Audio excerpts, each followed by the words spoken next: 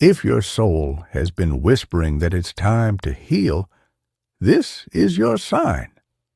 Stepping into the Mirror is the book that helps you face your truth, reclaim your power, and rise into the life you were created for. Start your transformation today. Order Stepping into the Mirror now on Amazon. Link available in the show notes. Thank you so much.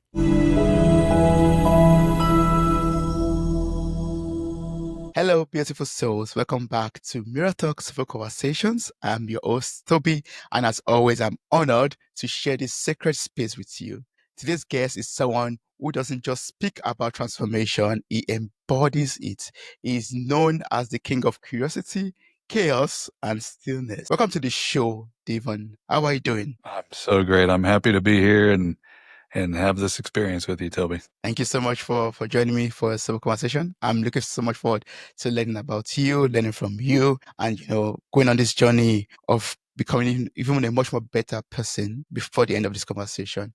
But before we go into everything that we might talk about, I would like us to play a game of word card so that we can get to know you a little bit better.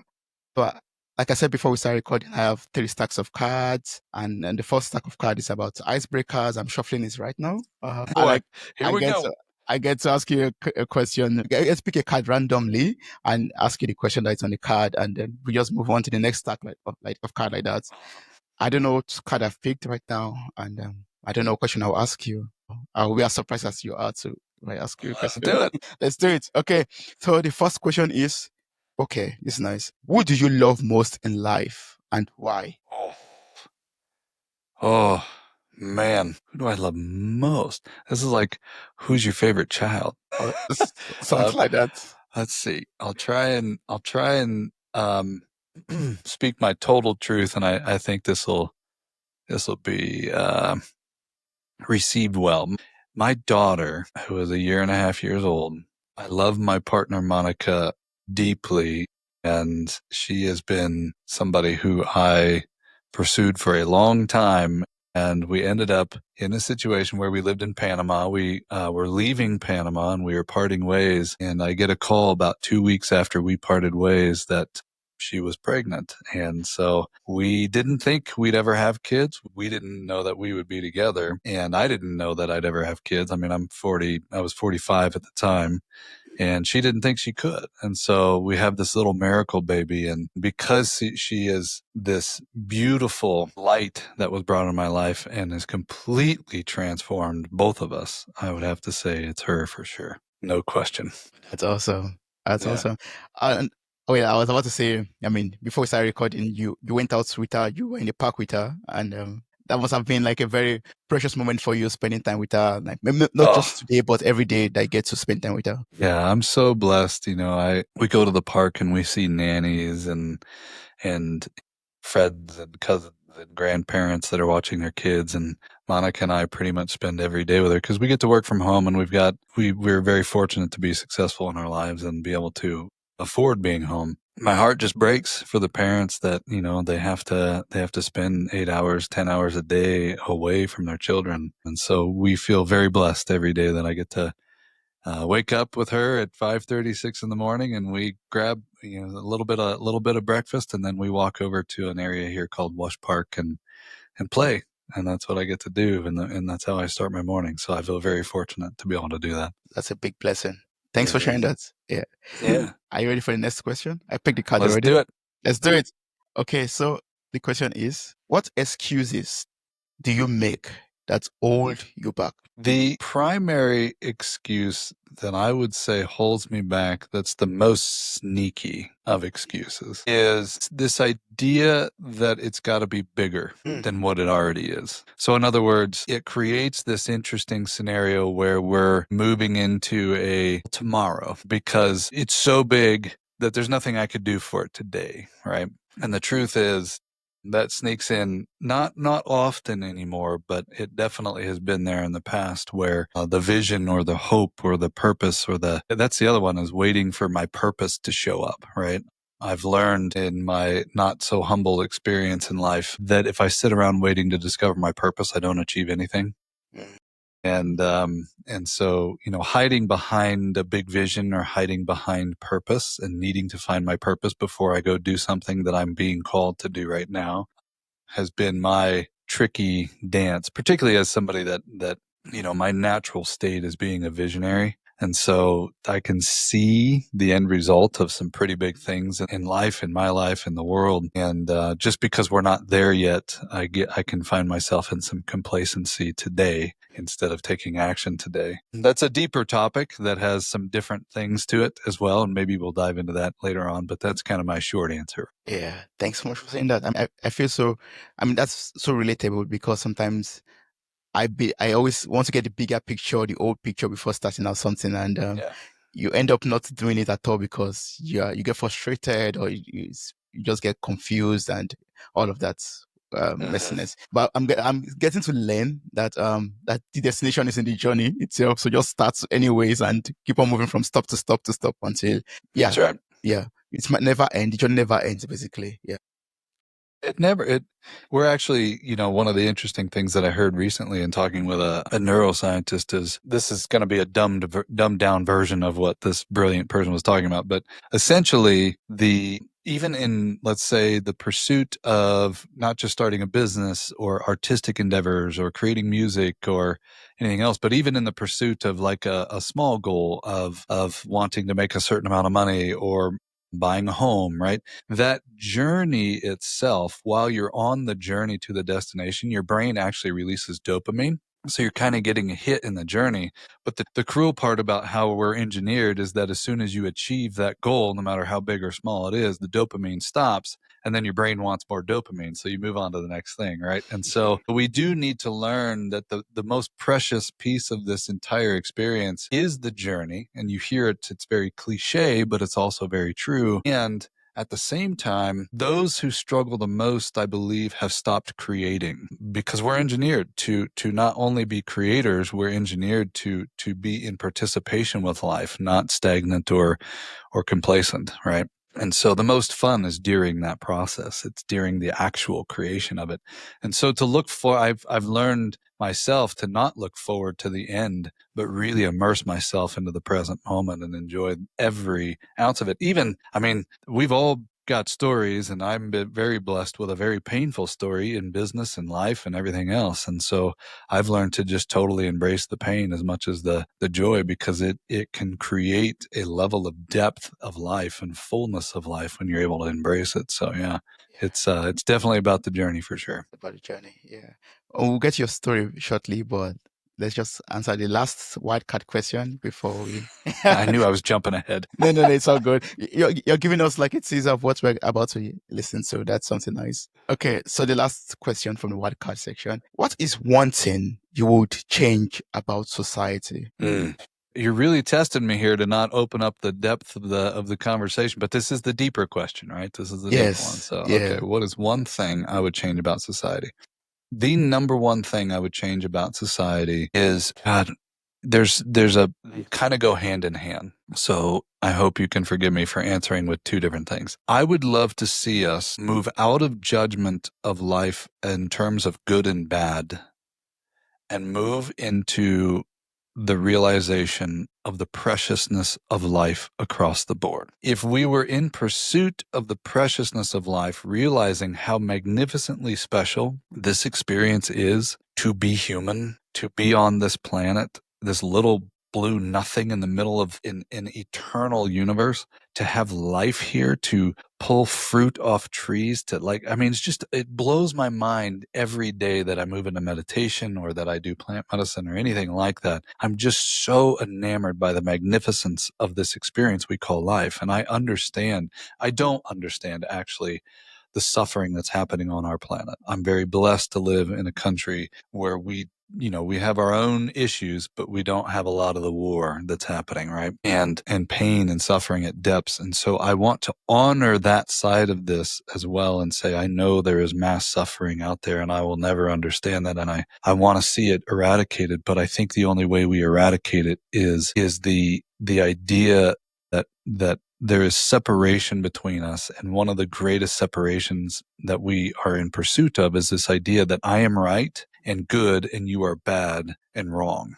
And if we could eradicate that, I think we would see borders and boundaries drop away. I think we would see suffering over time eradicated, because we would all move into the pursuit of the preciousness and understanding the value of just being alive, which would bring a value to life itself, all life on the planet. And that's kind of my pageant answer, right? If I were to say world peace, that would be the method of how we would get there, is the eradication of judgment and judging from a place of good and bad, and the pursuit of the preciousness of how unique this experience is. I'd say on a more practical level, to embrace your human.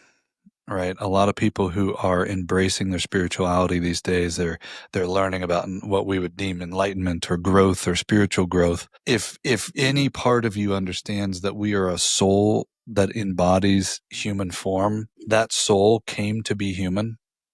And the humanness is meant to be fully embraced. So if we can allow ourselves to screw things up, allow ourselves to sit in the suffering, allow ourselves to sit in the pain, then we have no choice but to sit in the joy of life. We have no choice but to experience happiness as well, because we're in the fullness of the whole human experience, and we're not resisting or pushing anything away.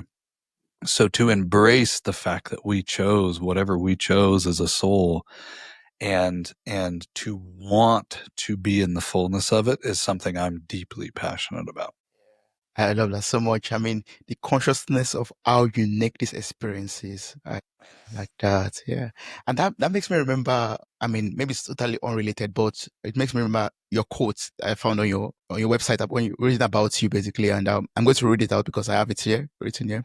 It says, in a world where everybody is trying to become somebody, I have decided to simply be in service as nobody in this body while I'm here. And, what you just said right now made me, think about that again, because it makes me think about being conscious of how unique this moment is right now. Just be a nobody, as in, don't try to be somebody. Don't try to accumulate it all. Just be yourself. Just be, like you said, embracing that humanity, embracing that thing called human, basically. And just be in service to what you are to do here on earth, basically.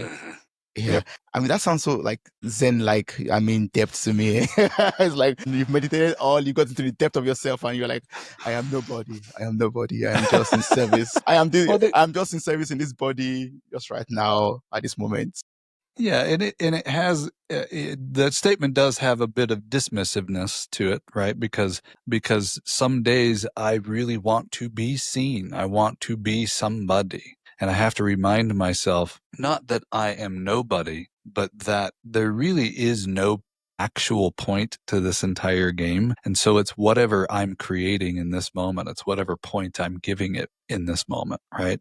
And we all kind of have this, many of us on the planet have this preconceived notion that there's a destination, someplace I have to get. And for some of it's here on this planet and we're not there yet. And for some of us, from a religious perspective, it's after we leave here, right? And I think that pursuit causes a lot of suffering because we're never in a present moment participating as a unified experience with the whole human experience. And so, but I by no means push away the idea that yesterday I woke up wanting desperately to be somebody, right? And I have to remind myself, yeah, that's cute. And thank you, ego. But at the end of the day, the only way I can achieve any level of greatness on this planet is when I am in service from a place as humble as I could get. And I'm never going to eradicate my ego. I love my ego. I love all parts of me. And that's the embracing part that I have to be okay with. And that I hope people are okay with is we're here to play the whole game, not one part of the game. And when you're in your ego and you're saying things that you don't want to say, if you offend somebody, apologize, but then just embrace what you did, right? Embrace each other and embrace who you are and embrace the fact that we all screw up. And there's something about that allowing that then allows you to stay in a more humble space, in a more open space, in a more vulnerable space, in a more authentic space, when you just allow yourself to show up any way that you're going to. And we all mess up, like, so what? I mean, when I read that, I was like, yeah, it helps you to be grounded also. And you talked about it already. It helps you to be humble also, because like the Bible says, I think a part of Ecclesiastes says, and vanity upon vanity, all is vanity. Life is basically vanity. You accumulate everything, it's still going to be vanity. But still, you have to stay in the present, and also aim towards greatness. I mean, do it all. Like you said, we are in this game to play our part of it, but at the same time, it could be nothing or it is nothing. Yep, 100%. So earlier you talked about, you experiencing pain in the past. And I mean, in the course of me preparing for this conversation, I also got to, about that. And I know you've experienced, profound grief earlier in life with the loss of your father. So I would just like you to touch on that a little bit, if you may. I mean, if you would like to, talking about that experience for you, experience of grieving your father, losing him at that point in your life, and how that moment of heartbreak shaped your path as a leader and teacher today. Mm-hmm. Yeah, it starts a little bit before that, because I grew up with a father who, he had a huge heart. He was an entrepreneur. He was the best at what he did. And he had a vision. He had a dream. He loved his family deeply. He was there for dinner every night. And yet when circumstances that were outside of his control, when the economy crashed in the early 80s, and having been in real estate, and he owned a bunch of real estate, and nobody's paying for that real estate, nobody's buying that real estate, he couldn't sell that real estate. And so you're responsible for all of it. And his money got depleted very quickly within a period of about 5 years. And we ended up moving a couple times. But more than the money, he lost himself. He lost his vision, his vision for life, his vision for what he wanted to do. And he felt like he had to start all over again, which he did. But the problem was, in those 5 years that he was losing everything, he latched so deeply onto his significance and his value being attached to the money, and the fact that he could give, and that the fact that he could provide, and the fact that he was successful, that he couldn't see that he was valuable without any of that. And so it took a huge toll on him, and he ended up going through a really deep depressive state, and not taking care of himself, and drinking too much, and abuse of himself and us. And to watch that downfall at a really young age, I was 5 when all that started unfolding. This was unfolding until I was, about 10.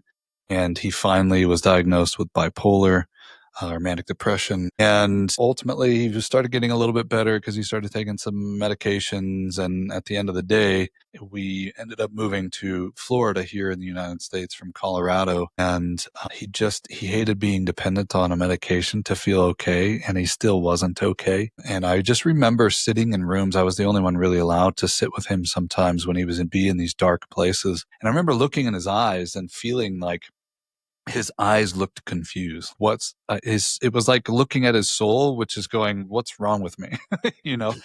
And by the time I was 13 years old, he just couldn't take it anymore, and he ended up taking his life. And so that not only was the having this father of mine, my human who provided for me and our family, now taken from us, the confusion I had of, like, I never really understood school in the first place. I never understood I would go to church and sit there and go, what are you guys talking about? Like, I just didn't understand the human experience when I was young, period. And so I was a rebel already. But then you kick this off, and now I have the man in my life who couldn't handle life deciding to leave. I just looked at everything and went, what are we doing? And I questioned it every day. I would go to my dad's grave in the morning. I would skip going to school and end up at the beach, and just trying to sit in the ocean and figure life out, right? And I ended up in what I would call today deep meditative states, but I didn't know what I was doing because nobody was teaching me meditation back then, right? I was just trying to figure it all out, and really in deep contemplation and sitting in stillness, and sitting in stillness at his grave, whether it was raining or storming or didn't matter, right? And what I really found out about myself was there was one moment while I was sitting on the beach, and I kind of ended up in this deep contemplative meditative space where I just kind of disappeared, and the sun was just rising. And by the time I came to, the sun was behind me, and it felt like 15 minutes had gone by, but it had been hours, and I had been lost in this ethereal world. And when I woke up, this voice kind of came to me, and I'll call it my higher self or God or whatever you want to call it. And it was like, you need to choose. Do you want to be here or not be here? because you can stay in these escaping states forever, or you could really choose to embrace being here on this planet. And it was really interesting to me because I started kicking into gear this want and desire to actually experience life at a deep level and understand what this was all about and not be lost in the escaping of it all, right? And so that changed me. And then when you fast forward, I found this heart and passion for entrepreneurship, even though it's a really painful thing to do because it's you, right? Everything's depending on you if you're the creator of the thing and the starter of the thing. And there's so much responsibility to it. And the odds are pretty high that you're going to fail miserably, and nobody likes that. You're leaping out into the unknown every single day, right? I did it anyways because I was a horrible employee. I didn't know how to answer to people. I was a rebel all the time, and I didn't want to work for anybody, and I wanted to go be successful. And so I created that in my life, but then I really learned I have a heart and passion, which is a part of the reason I'm doing these podcasts, for helping people understand one profound thing that was brought probably and most well articulated from a shaman that I have a deep relationship with. And this shaman looked at us. It was a room filled with millionaires, and we were all doing the plant medicine ayahuasca. And he looked at us and said, "Can you be as valuable doing nothing as you are the greatest something you would ever do?" And at the time we looked at each other and went, if we do the greatest something we could ever do, of course that's more valuable than doing nothing.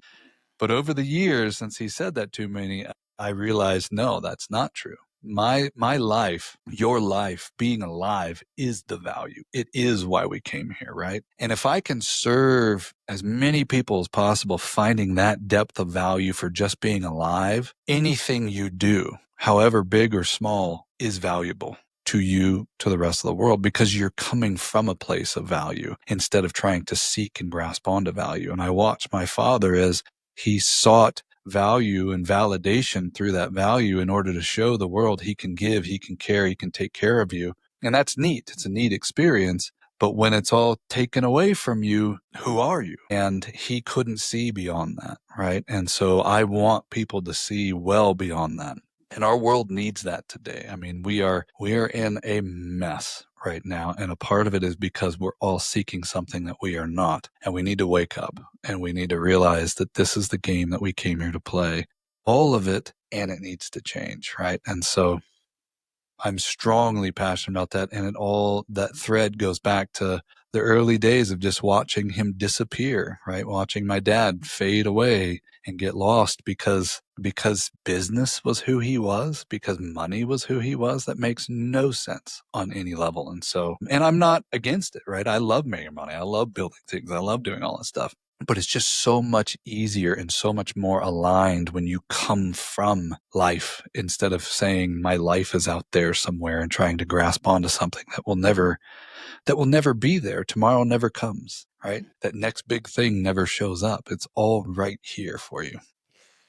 Yeah. What I'm understanding right now is basically my life is not about the amount of wealth I get to accumulate. My life is about being here in the present, and then everything I accumulate is just a byproduct of being here, basically. Yeah. And if all those things go away, I'm still alive, and that's the main thing. That's the main thing. Life is precious. We get, if we're lucky, 100 years out of an eternity to live this life. It not only fires me up, but it brings me to tears that we have a world with so much pain when we don't have to have that world, right? There's an abundance of everything. There's enough food. There's enough money. There's enough of everything. And I'm just tired of hearing this concept of it's all about me and what I think. It's such an old model. The idea of tribe needs to be eradicated. We need community, not tribe. Tribe is for survival. And when we can move beyond the need to survive, we can start thinking about each other in the wholeness of the community instead of the meanness of my tribe needs to be protected from your tribe. It's just nonsense. I could go off on that for hours, but we won't. You know what I was thinking about right now?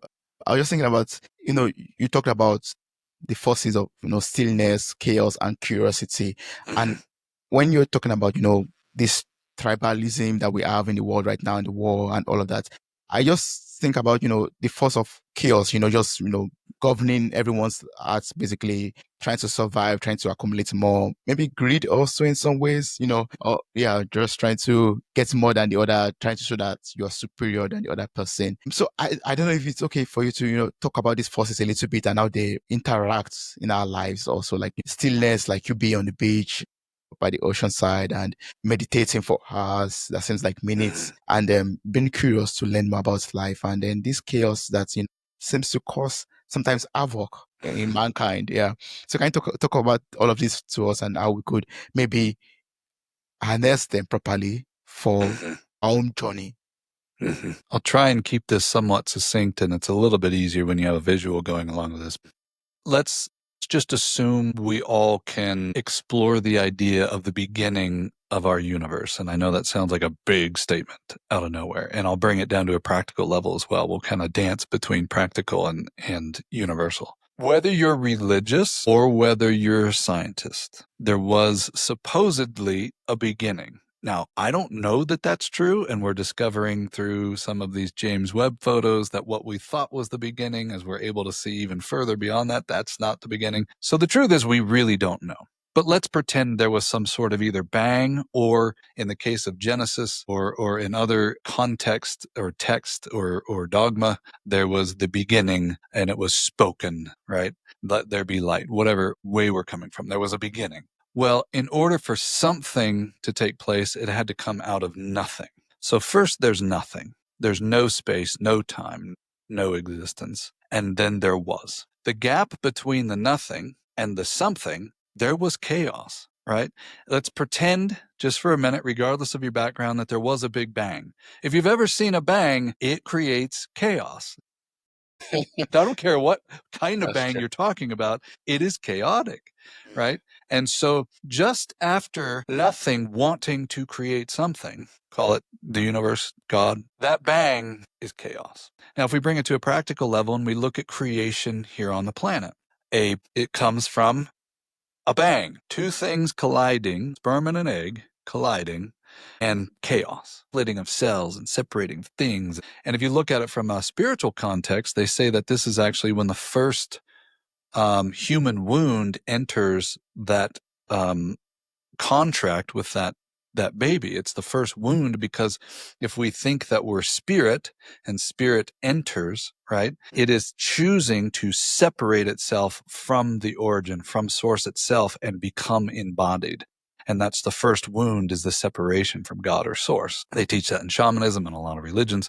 And so no matter what, it's chaos, right? Whether we're looking at the splitting of the cells and the things that are happening in the womb, or the separating ourselves from God and source and choosing to move into this form that is so dense and heavy, that's chaos. If you and I were having coffee together and we have no plan, we have no thing other than I just want to go have coffee with you and get to know you, right?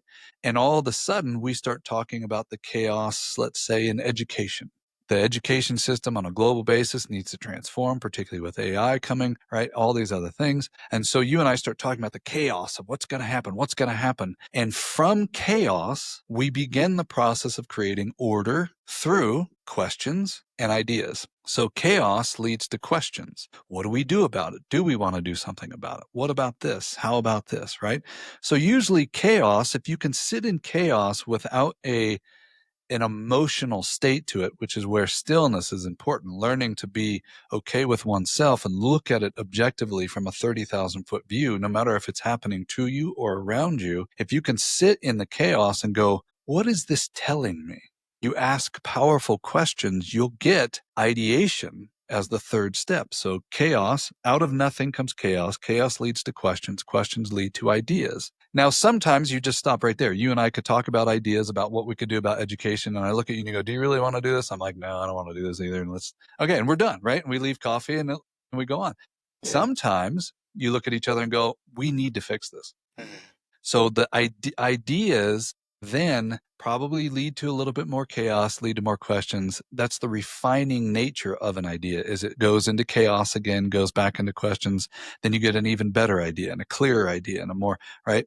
That process is happening. There's multiple loops in this entire process. But once you kind of think of a songwriter writing a song, right? They're sitting down and jamming out, but that's not right. And they're writing out lyrics and that's not right. And all of a sudden they get the whole lyrics, they get the whole song together and they get the chills and they're like, that's it. Once you get that, then all of a sudden you start wanting to share it with the world. You start wanting to broadcast it out into the world. There's a truth to broadcasting. You start telling people about it. You start sharing it with the world. But there's an energetic broadcast as well that starts taking place, and synchronicities and signs. When you really get passionate about something, something starts showing up in your life. And so synchronicities, signs start showing up, people start showing up to support that idea. And then you end up in what we would call manifestation. And from manifestation, you end up in materialization. So you have to bring it to life. You have to build the building. You have to write the song. You have to broadcast the song. You have to get the song out there, right? You need to exchange currency for the work that you put into it in that entire chaotic process of building this thing, right? So the universe does it. We do it. The entire process is all made up of this chaos, questions, ideas, chaos, questions, and ideas. And then the expansion of those ideas and bringing it into the world. And in our world, in our planet, we are in a 3-dimensional time and space. So meaning it materializes. Somebody made this cup so it could hold water, right? That's a cool experience. So that whole experience of creation, if we can be okay with the chaos, meaning finding stillness. This is why meditation and breath work and walks and grounding, walks in the park and being in the ocean. That's why you can start separating yourself from the emotional attachment to things and allowing the chaos, like what's happening on our world today, to then rise above it to a 30,000-foot view, not to judge it, but to then ask really powerful questions. What does this mean to me? What does this mean to our world? What's really happening? And my fascination is mostly with questions. I think from this point forward on our journey on this planet, those that learn to ask the most powerful questions will win, because we no longer need to know the answers. We have AI, we have quantum chips that are going to be computing things that are multidimensional, multi-universal. Like, we will never do that. We are no longer the smartest thing on the planet. So we don't need to know anymore, but we need to move into curiosity. From a heart-filled space, if we move into curiosity, we can use technology to create a completely different experience on this planet and solve problems in nanoseconds. And so if we become a curious world and curious leaders, that's where that whole title comes from for some podcast I did a while ago and naming me, which is so fun, the king of curiosity, chaos, and stillness, right? That curiosity in chaos leads to a completely different experience in your life, leads to a completely different experience in what you create, and leads to a completely different experience as a society in our global community. Yes. So for the creation of something new, chaos has to happen. And for us to be able to tap into that opportunity, we have to be curious. No, first of all, still, so that then we can understand what's happening and then question it, from those questions, you get new ideas on what to do. Yep. Yeah. You can, it is a devotional practice to find that stillness inside. And so I would say maybe even more important than the questions is finding that practice that brings you to that 0 point, that nothing, a total and absolute presence. And if you can be in devotional practice of that, you'll be shocked at how quickly you can actually get there through breath work, through finding your modality. I love teaching people to find that because they can find it really quick, right? But at the end of the day, if you're devoted and stay devoted to a simple practice that gets you present, you can find and begin to open up to this space of what we would call the nothing. There's nothing needing to happen, nothing needing to take place. You're not trying to get somewhere else. You're not thinking about other things. And from that place, you then can find really deep and profound questions, especially when life feels chaotic. And if you can get to that space in the chaos, there's always a message in chaos. There's always something wanting to be birthed out of chaos. And most of us aren't trained and taught to look for that.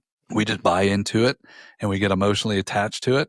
And then we bring in more and more chaos and more and more chaos and more and more chaos. And then we coddle each other in the chaos instead of the direction that we're supposed to be pushed, which is creating something out of the chaos. And that's one of the reasons why I would like you to, take us on that journey on how to create something new out of chaos. Like, what can we do? Of course, we have to be still. So can you take us on that journey of what to do in order to be still, in order to understand the best to get out of chaos? So I'll use this in a couple different ways. So the idea is that we came from this planet. Again, no matter what side you're you're from, whether it be religious or scientific, we are here on this planet. And so I reference this as Mother Earth. Many people around the world do, right? And if we can just skip all the judgment of those terms, no matter, again, where you come from, and we just look at the idea that this is our birthplace. And if we can look at the planet, the origin of the birthplace, because it's been here longer than any of us.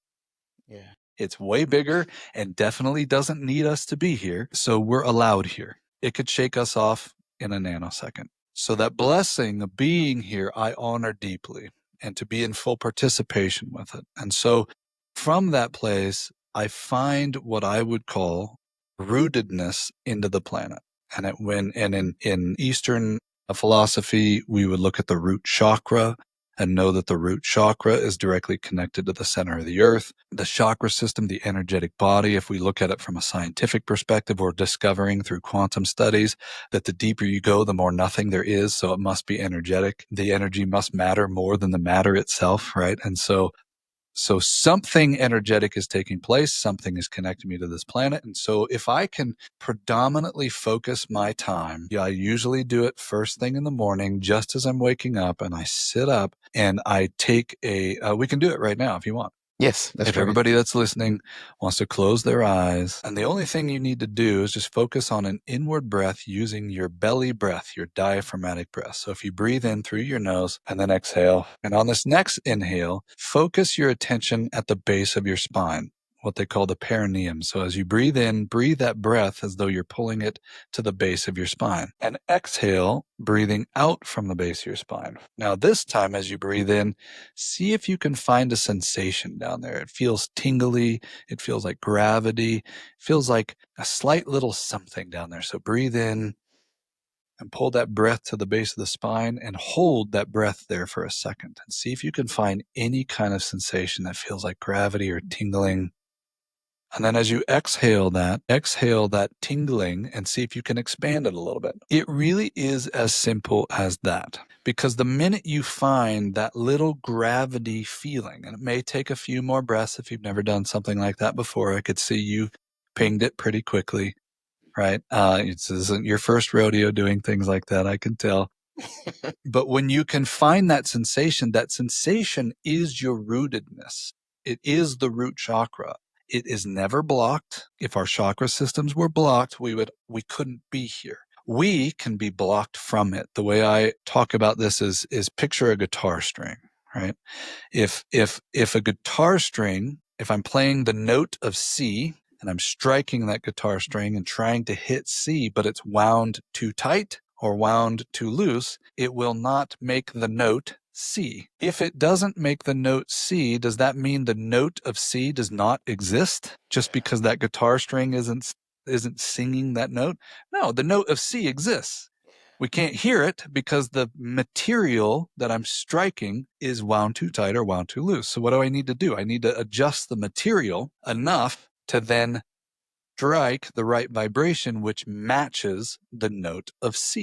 The body is the same way. So when I start attuning my body to focus on a note, which would be the root chakra, my body then starts ding, ding, ding, ding. Oh, there it is. And I start feeling it. The minute I feel it, I'm hitting that note. So now I just need to play that note more, right? So if you have 5 minutes, do it for 5 minutes. If you have 30 minutes, do it for 30 minutes. Build a relationship with your root chakra. All things come from there. It's a whole long conversation that I don't know that we have time for, but all systems, all creation, all of your power, all feeling still, all sight, all information that we can get through our crown, all of that stuff comes to you when you are rooted, because what happens by attuning yourself to being rooted to this planet is you start getting over time, over a period of 5 days, 10 days, 15 days, 30 days, you start getting this sensation of safety, security, and provided for.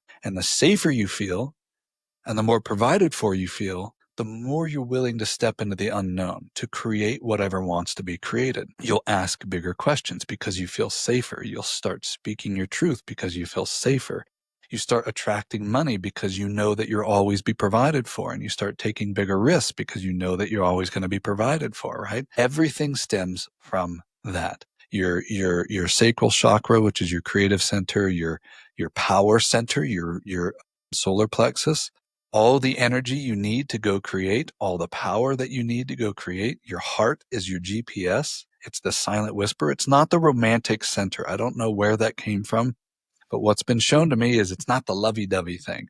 Your heart center is the umbilical cord to source, meaning it's the silent whisper that goes, go to that person. And our brain goes, no. And so we listen to our brain because the brain yells and this whispers and doesn't care if we do it or not. It has no judgment. But if you start listening to that because you feel safe enough to listen to it, your whole life will change and you start seeing things differently and you start getting different information, right? So it is fundamentally the most important thing that we could be doing on our planet. In a world that is chaotic, the more rooted you are into the planet, the safer you feel. The safer you feel, the greater amount of change you create in your life, thus you create in the world.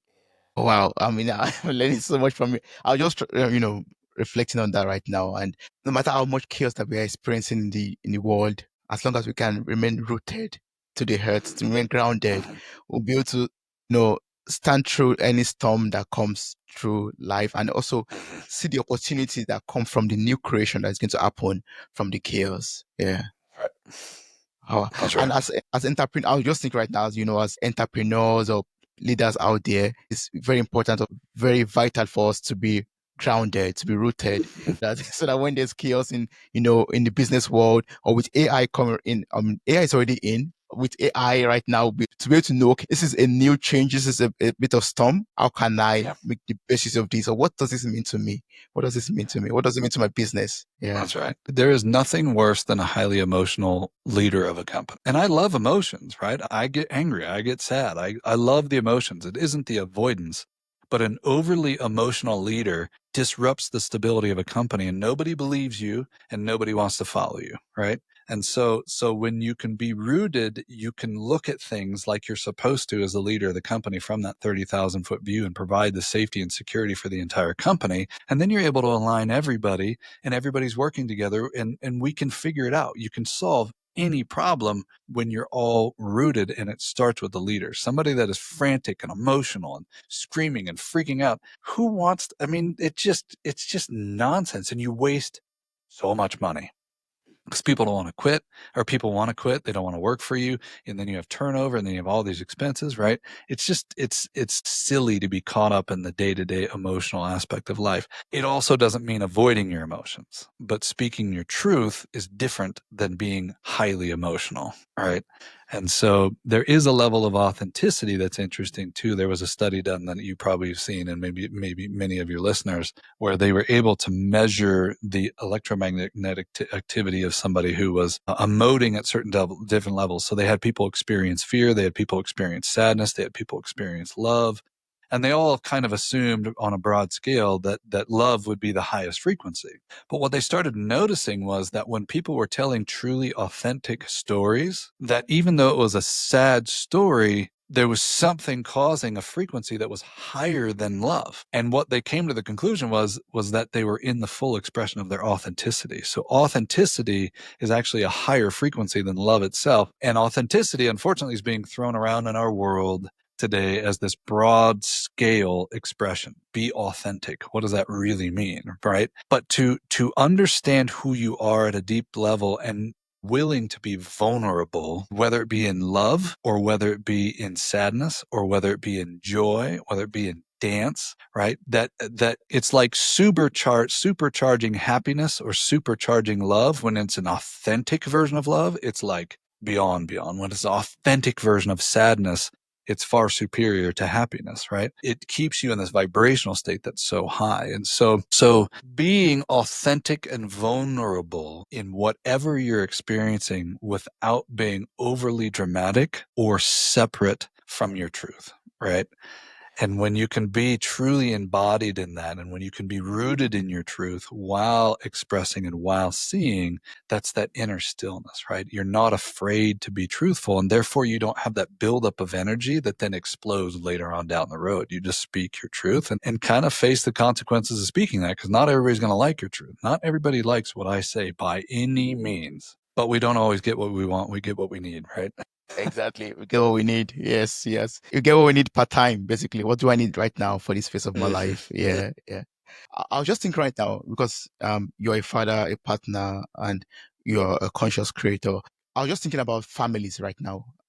How do parents, fathers, mothers, caretakers, how should they be emotionally intelligent or be, still in the face of chaos when it comes to a family setting or community setting, not just business? What should they do when the kids are like, "Oh my God, what do I do?" And everything seems to be upside down, and you're the leader. First off, there is nothing that will push your buttons faster than a screaming child for me. I mean, it is like so painful. And if it's like on an airplane when we've flown with her and you just know what that feels like to be a passenger with a screaming child, it's tough, right? So I honor that side of parents and to be human again, and to be vulnerable and to be true to yourself and to know that you're doing the best that you can, first and foremost, and not beating yourself up is important, because that compounding of trying to do the right thing all the time and feeling like you're a failure all the time doesn't help anybody. So that's number one. Honor where you're at.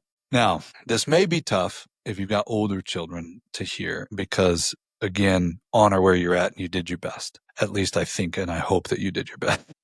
Not I hope everybody so does. too. Not everybody does. But what has really profoundly impacted me, and I deeply care about the education system, predominantly because I was a reject from the education system. I didn't understand it. Nobody could explain it to me because my brain doesn't work that way. And many kids' brains don't work in these linear paths. But what was really profound was actually from the Gene Keys by a now friend of mine, Richard Rudd, who's the author. And the gist of the Gene Keys is that if we looked at everything being energy within our DNA, every strand of DNA, 64 strands of DNA, have a specific code to it. So it's 64 strands, and each one has a human consciousness coding within each 64. So this is the genetic makeup of our consciousness within humanity, our human consciousness. As this genius and this completely humble human being got these downloads to write this, some of it is based off the I Ching, some of it is based off of human design, but it's really kind of his holistic download that he received at one point in time. And now he's expanding it into these things called the codon rings. Really profound work that you could do on yourself. But within that, there's this section where he's talking about the 7-year cycles, particularly in children, from 0 to 7, 8 to 14, and then 15 to 21. The 0 to 7 phase I found most interesting because it is one of those areas where it is very difficult for parents, and we have a tendency in their most vulnerable space to project onto them who they are and what they should be. This is suggesting the opposite, right? If you think about this from a soul level, here's this embodied soul that came in. There's nothing really happening up here other than body function.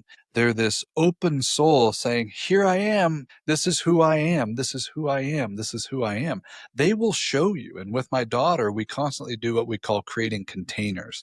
Show me what you're most interested in, right? Show me what you want to go do. Tell me what you want. And when you can create curiosity, going back to curiosity, in the ages of 0 to 7, you really begin to allow for them to show you who they are and what they're most interested in, what they really get drawn to. And when you can create space for that and not project onto them who they should be or what they should be, then that space of curiosity in these containers of play, show me, show me, show me, leads to the ages of 8 to 14, right? So let's say from 0 to 7, they're engaging with kids, but they're not really going into a full education system where there's a bunch of teach me things, but it's environments where they could express themselves and show themselves. If they know what they're drawn to, and then you send them out into the world and you put them in school with other 8-year-olds, 9-year-olds, 10-year-olds, those 8-year-olds and 9-year-olds and 10-year-olds are going to be saying, here's who I am. And your kid's going to be going, here's who I am. And there's going to be some clashing in those personalities.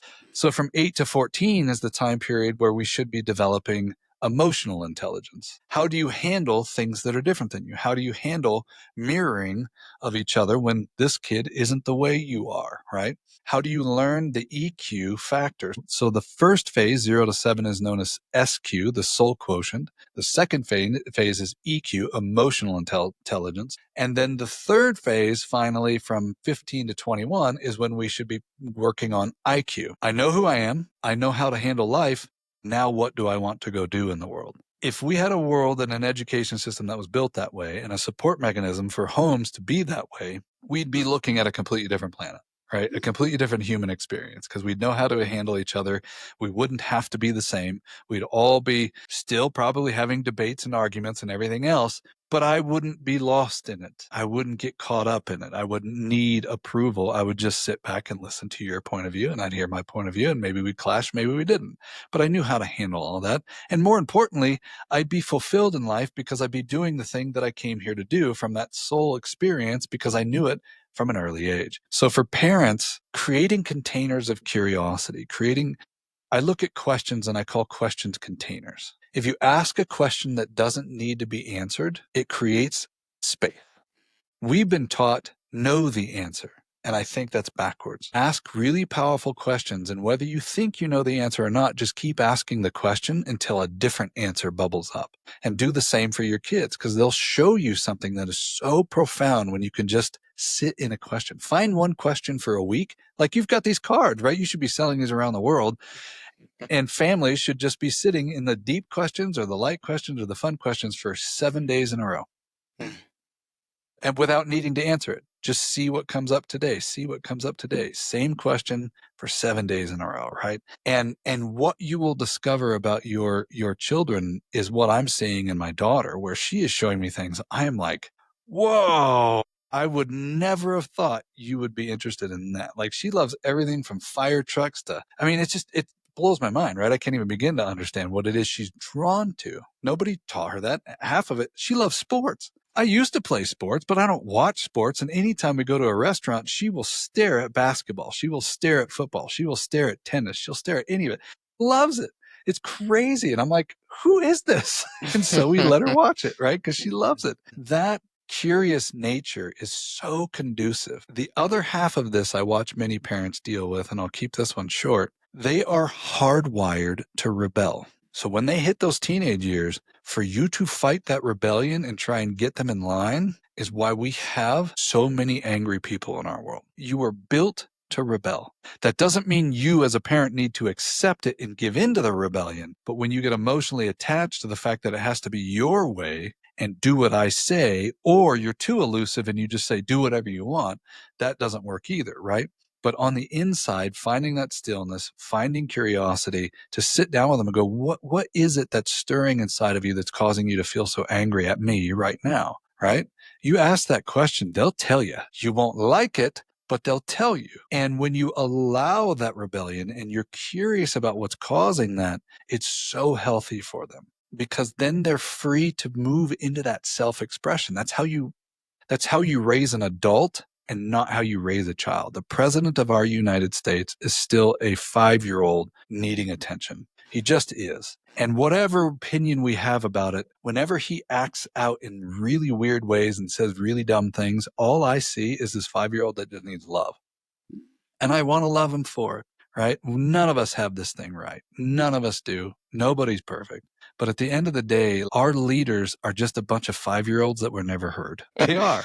And maybe that's offensive. Maybe it's not. I don't really care. But at the end of the day, like, we never raised adults. We raised children. And that's an unfortunate thing about our world. And the only way to raise an adult is by treating them like they have space and they have the right to express what they want to express. And they have the right to be who they want to be, and to push against systems that just don't make sense. Because quite frankly, we haven't done it right yet. I don't know what right is, but I know that war, hate, and famine isn't the way it should be. So let's just stop pretending like we need to go backwards in time or forward in time to a place that is the same thing that we've been doing wrong. Let's start asking ourselves, how are we fixing our own inner child, and how am I raising a world where we're raising people who know how to adult not how to be 5-year-olds that never got enough attention or weren't heard. Wow. I mean, you said a lot of things that I have to process in my head. I know. Sorry.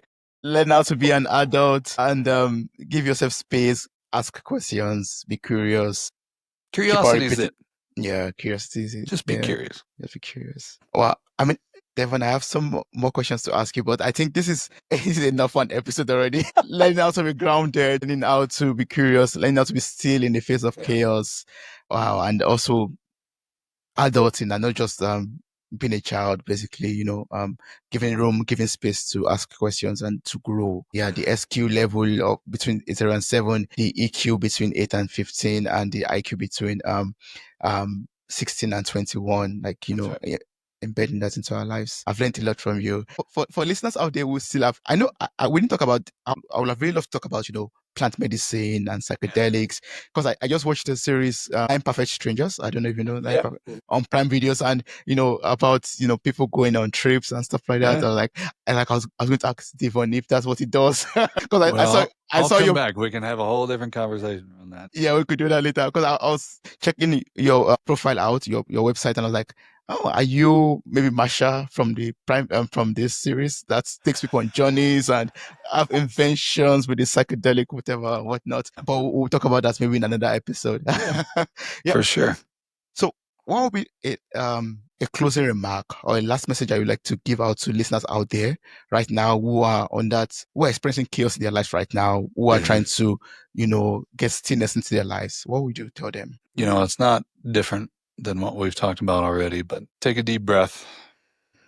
Find presence. It's not always easy, but look around you. Feel that in this second you're safe. Most likely you are, wherever you are right now. See if you can find a few deep breaths into that rootedness. And then as you feel slightly safer, see if you can find a forward-facing question, meaning, what could I do right now that would be most exciting? What could I experience right now that would help me feel safer? What could I do right now that would be an expression of service to somebody else to get myself out of thinking about me? A forward-facing question looks like a how or what question, right? And so if you're in chaos, to take a few deep breaths, to open up your eyes and realize in this now moment, I am safe, and hopefully you are. And then, now what? How, what? How, what? What could I do right now? And I mean, find things that aren't big things. I need some water. I'm thirsty. I need some water. Drink that water like you've never had a sip of water before. Just be so present with it.